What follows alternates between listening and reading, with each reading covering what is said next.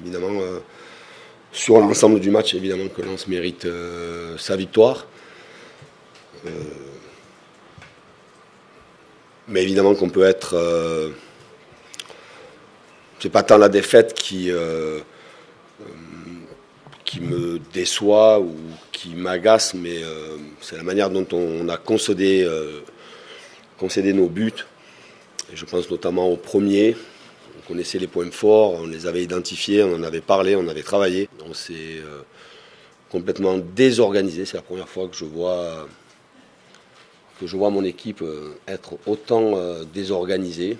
Et au fur et à mesure que le match avançait, on sentait qu'on était vraiment sur le fil du rasoir. On n'a pas réussi.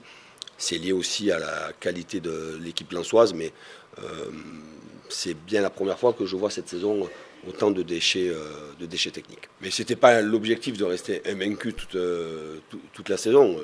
Il n'y avait pas de pression particulière sur le fait qu'à un certain moment, on allait trébucher. On a trébuché ce soir parce que l'adversaire le mérite, parce que nous n'avons pas été bons. Mais il n'y avait pas de pression sur le fait de vouloir rester invaincu. Ça n'a jamais été un objectif défini par qui que ce soit par moi, la direction du club ou les joueurs. Je le répète encore une fois, c'est pas tant la défaite qui fait mal, c'est la manière dont l'équipe ne s'est pas exprimée. Mais je suis pas habituellement prudent. On joue le Paris Saint-Germain. Paris Saint-Germain qui est la plus grande équipe d'Europe. On est content d'être à 4 points.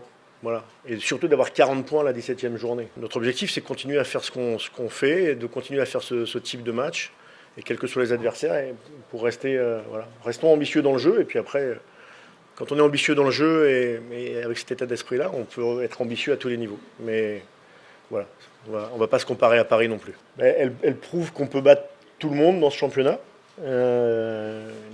et même Paris, et aussi avec la manière, pas juste sur un fait de jeu comme ça peut arriver des fois. Nous, l'objectif, c'est d'avoir une vraie force collective. Donc la force collective, elle doit être là contre Paris, elle doit être là pour le premier tour de Coupe de France, elle doit être là à chaque match. Et c'est là qu'on voit si on a un vrai bon groupe. Et j'ai pas de doute, mais je sais que le match de l'INAS sera compliqué. J'ai pas de doute non plus là-dessus.